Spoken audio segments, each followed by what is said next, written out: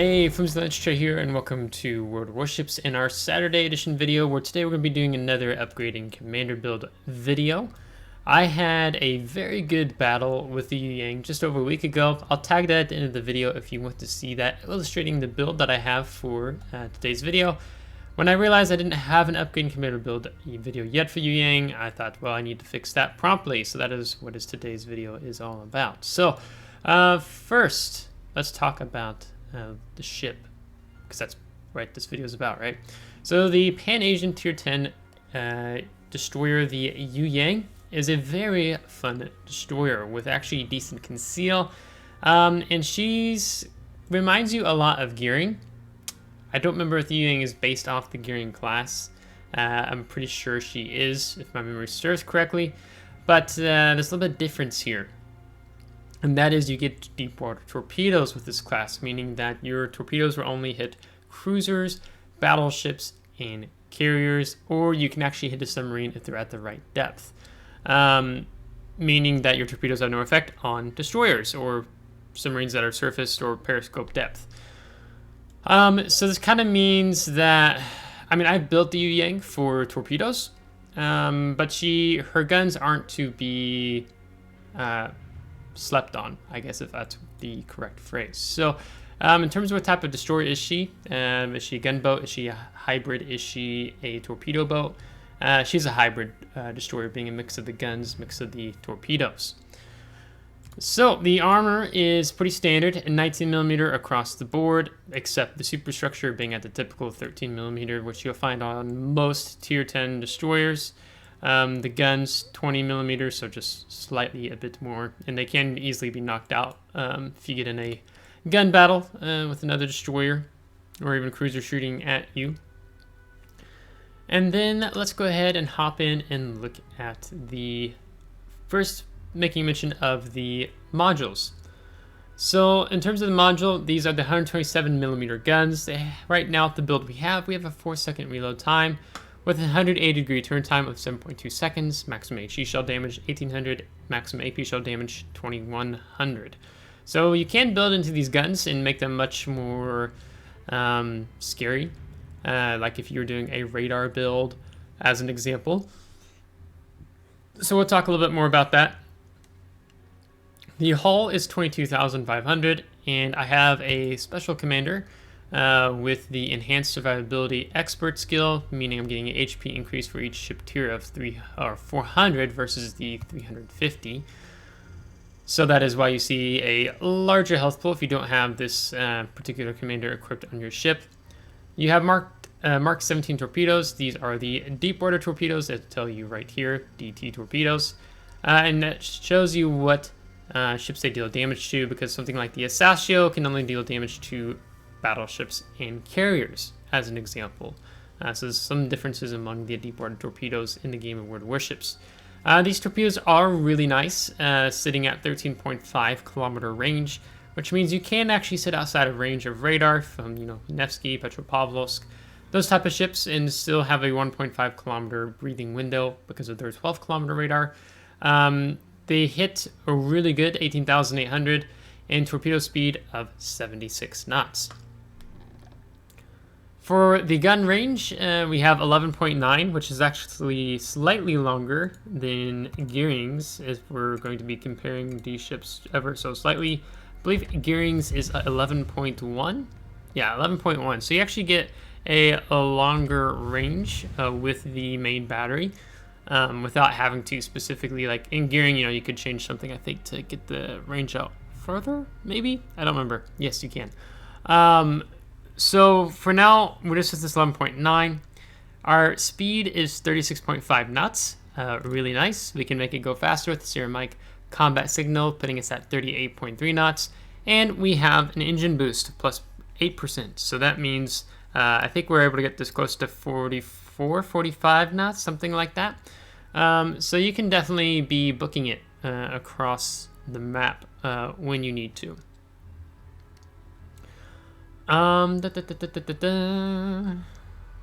See, maybe that's too, I'm saying that's too high. This would put you at, maybe it's like more like 42, 43 knots.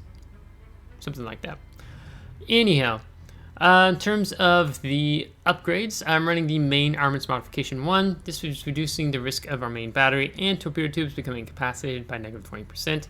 It improves the survivability of our main battery and torpedo tubes by +50%, and main battery and torpedo tube repair time, if either one should become incapacitated, is reduced by -20%. So you don't feel the need as much to blow a damage control party just to get either of them back in order. So this is what I found works relatively best on most all destroyers across the game. I'm not really going to talk about any of these eithers. You don't need magazine modification, reduces the risk of your ship's magazine detonating by -70%, because you can just take Julie Charlie combat signal when you're playing randoms, clan battles, ranked as an example. For the second slot, if you do not have access to coal, or you're saving coal up for something particular, I would recommend going for the engine room protection. This reduces the risk of your engine and steering gears becoming incapacitated by -20%. Your repair time of the engine and steering gears is also reduced by -20%. The damage control party system, more for like cruisers, battleships, definitely battleships in mind, so we don't need that. Now you do have two special upgrades, sorry, not unique upgrades, special upgrades, being the engine boost modification, which would extend your action time of your engine boost by +30%. So I think that puts us up close to like 150 seconds, something like that, with the engine boost, which is nice. You also have the surveillance radar modification, consumable action time +20%. Yes, Yueyang has radar. That's kind of one of the things that she differs in contrast to the gearing. And you can simply switch out your smoke for your surveillance radar. And I'll talk a little bit more about this, but for now I'm just going to keep moving on. But if you want to see either of these, you would simply click on this, and it's going to take us into the armory where we're going to be able to view special upgrades here in the game. And I can just come out further here. And we can see that they'd be like 17,000 coal, but if you have a coupon, you can get them for 12,500 coal. But I've used my coupon, so I recommend if you pick these up, only do them with the coupon and save yourself some money. For the third slot, you have the main battery modification 2. This improves your main battery traverse speed, which isn't needed because your 180-degree turn time is already 7.2 seconds. You do not need this. Nor do you need AA. Your AA on Yueyang is pretty poor. You can see a rating of 57. If I take that away so you can see it a little bit better. Not good. I think Gearing's is a little bit better. Yeah, barely. Barely any better. So you don't build in the AA on the Yueyang as well. You have other destroyers that do that role better, like the Holland. If I was building for guns on Yueyang, I would take the aiming systems modification, specifically for the maximum main battery shell dispersion, -7%. This means you're getting tighter vertical and horizontal dispersion, meaning your shell groupings are tighter. Excuse me, can't speak. You also get a buff to your torpedo tube traverse speed by +20%, and we don't have a secondary battery on Yueyang, so not applicable here. But as I have done, I have gone for the torpedoes here on the Yueyang. So this is boosting our speed by +5%, our traverse speed +20%, and the risk of our torpedo tubes becoming incapacitated is -40%. So that is definitely needed, especially considering the 6-slot upgrade we've taken, which I'll talk about here shortly. There's also another special upgrade in the armory, the smoke generator modification 1. This extends the action time of your smoke generator, and your smoke screen dispersion time is reduced by -5%. I don't really see too much. Maybe if you're doing competitive like clan battles and you want a longer action time on the smoke screen, then that makes sense, because, let's see, it was 30%. So you're going to be adding 9 seconds on, so 39-second action time, if I did the math right in my head. So then you get to lay down a longer smoke screen. However, these smoke screens do not last as long as their American counterparts. They have the same action time, but their dispersion time greatly differs. So here the smoke screen dispersion time is 70 seconds versus something like closer to the 2 minutes that you'll find on gearing.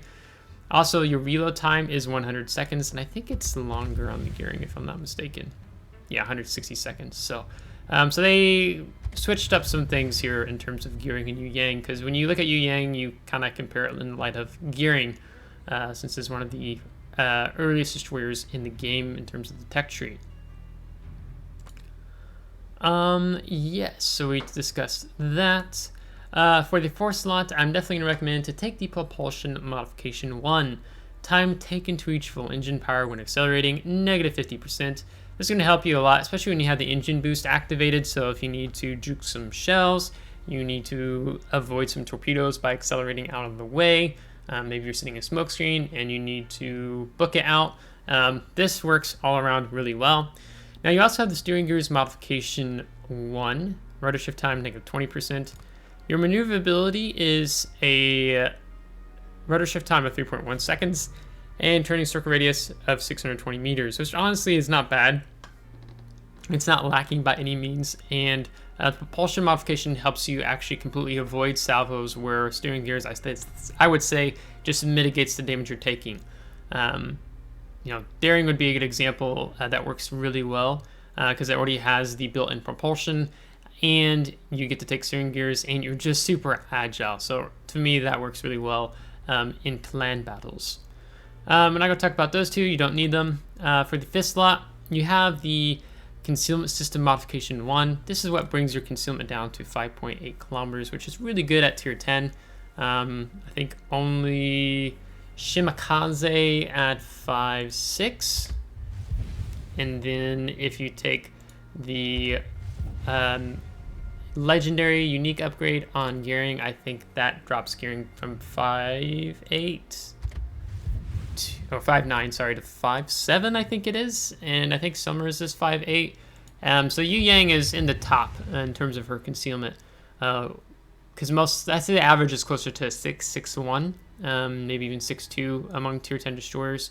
There's a lot in the game, so your concealment is really good. So you definitely want to build into that, in my opinion.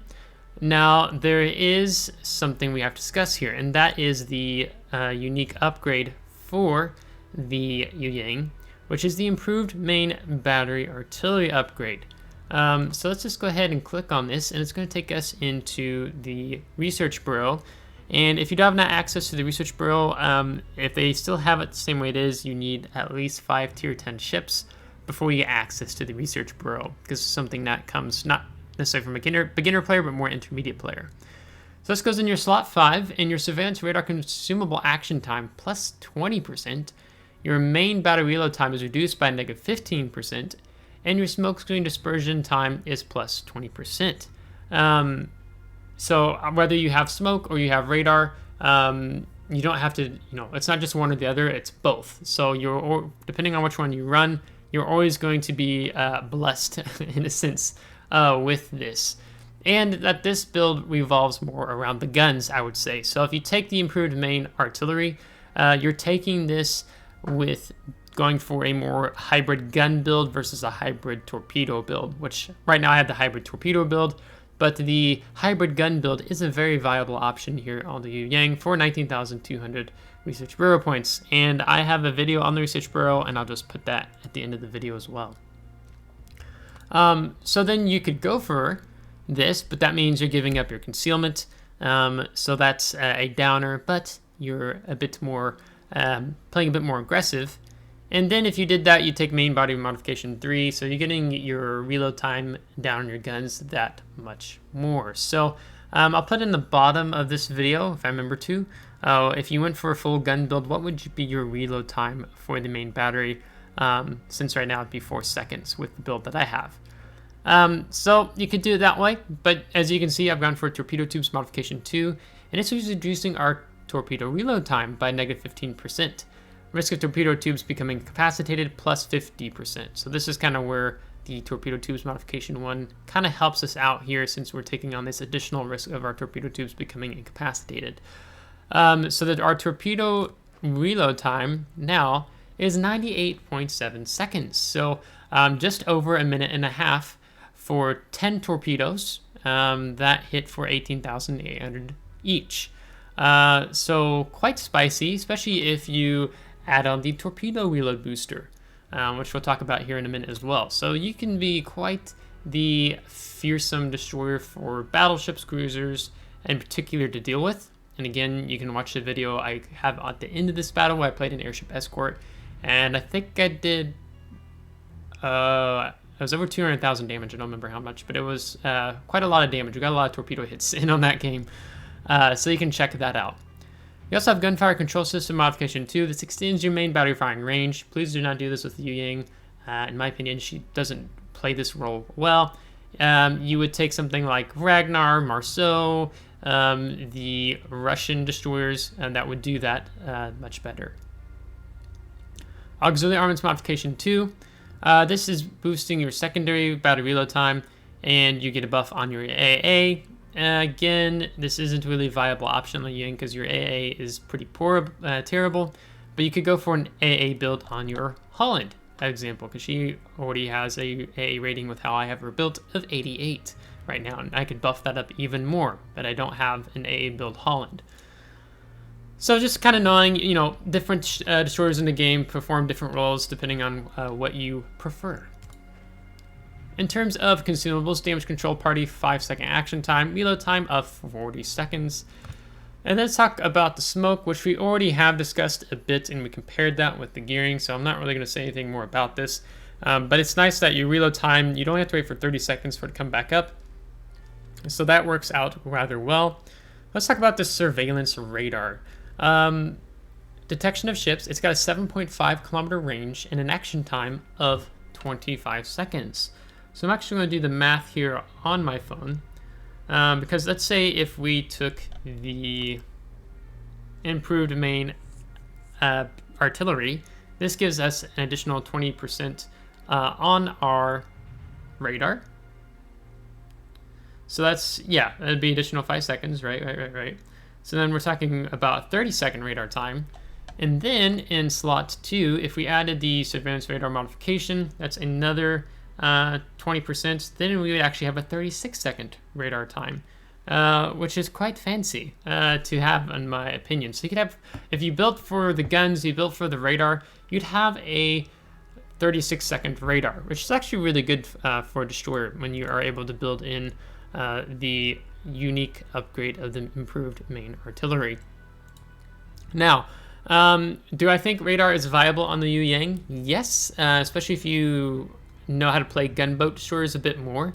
So you just have to be wise about picking your engagements. Now, you are going to be giving up 10% if you went for the improved main artillery as an example. But if you get detected, you just instantly pop your radar and you'll know what's spotting you rather quickly.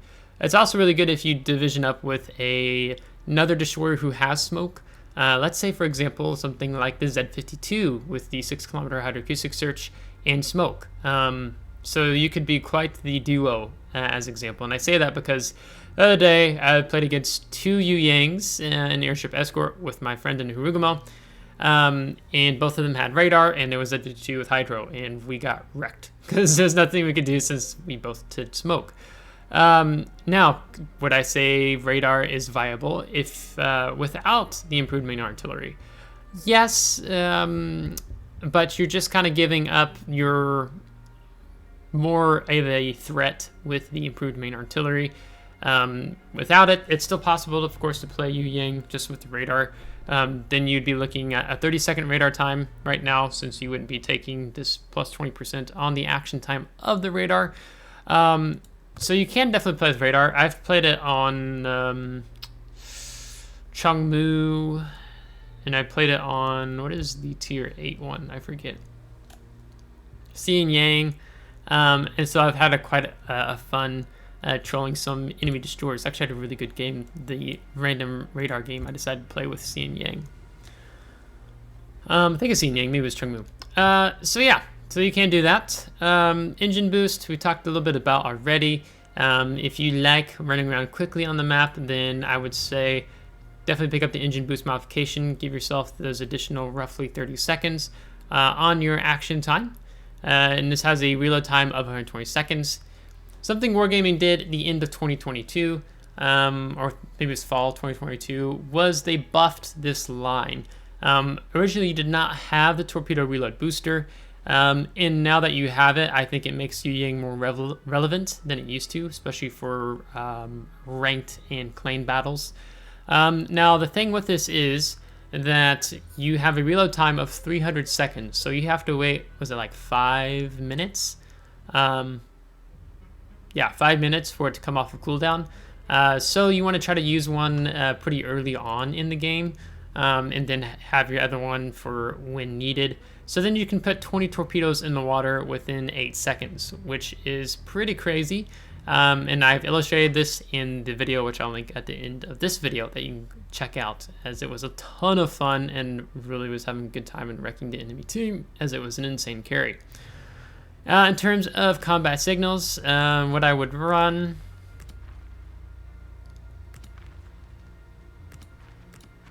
This would be the signal build I would run here on Yueyang. Now, in terms of commander, so we have, I'm probably going to pronounce this wrong, Rong, seasoned commander that you can get from the armory.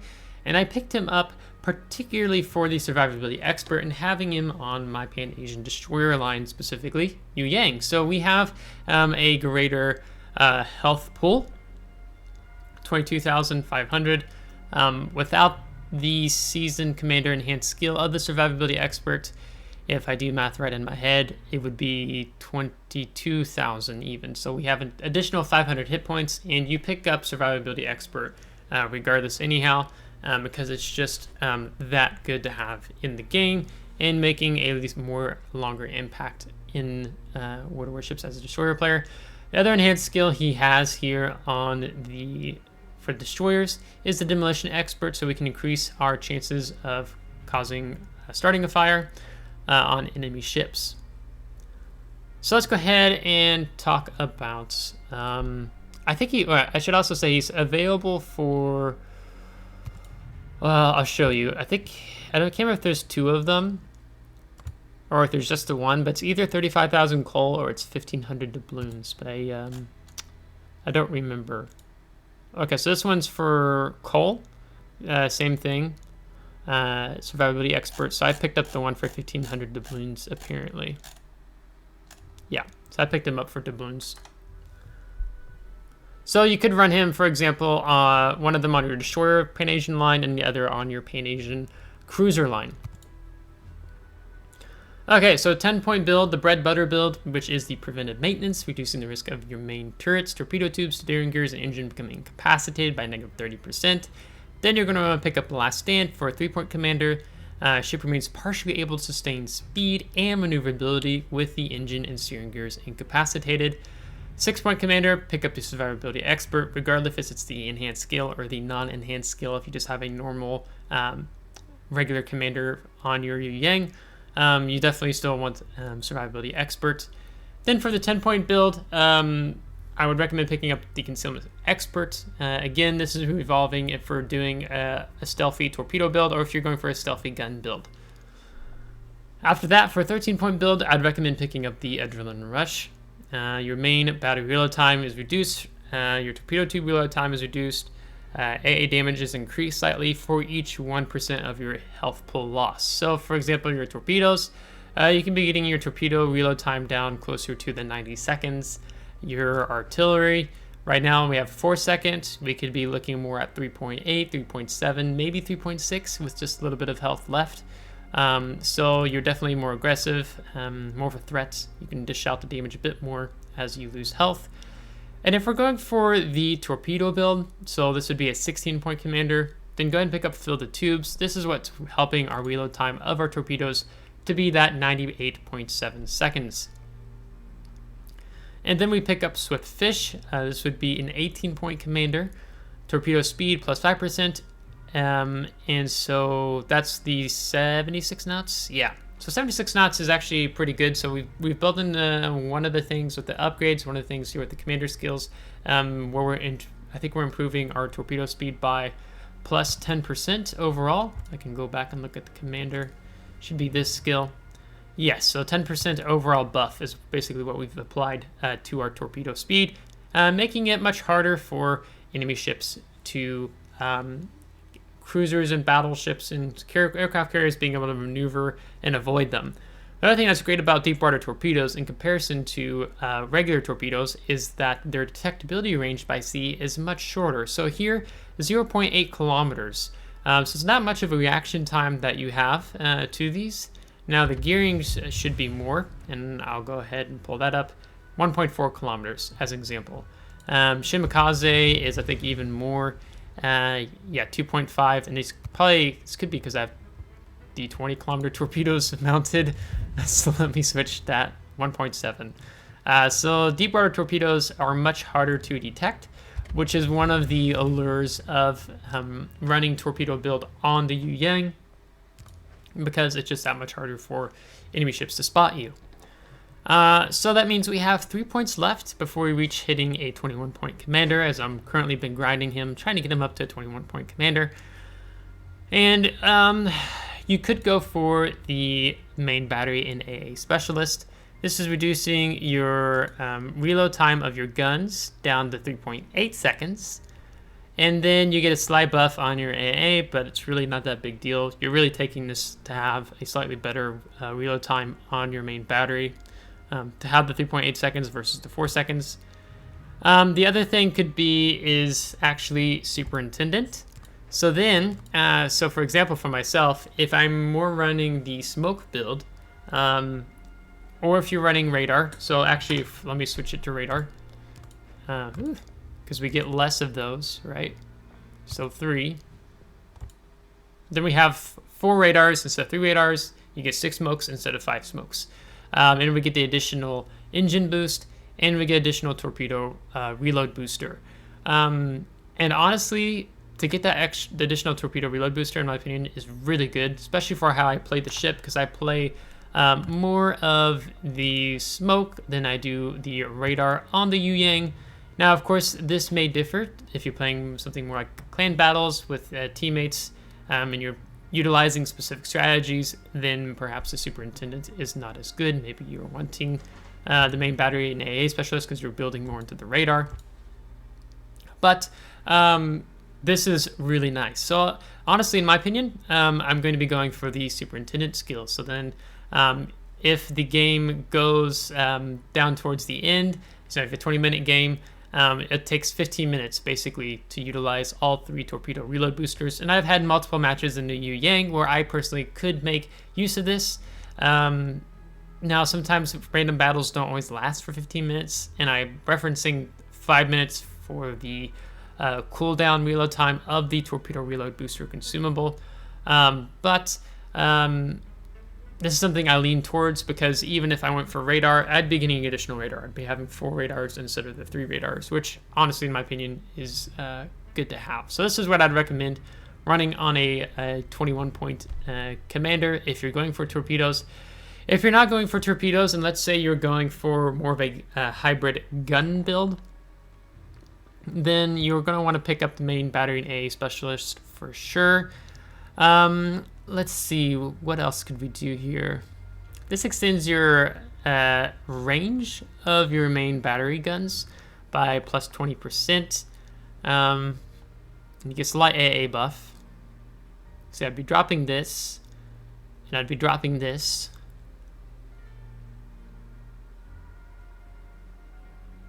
You could pick up Fearless Brawler. Like, if you wanted to, you could actually sacrifice your concealment. Pick up Fearless Brawler. When you're reduces the main battery reload time while your ship remains detected by an enemy. So usually you see Fearless Brawler tied to the main battery and AA Expert.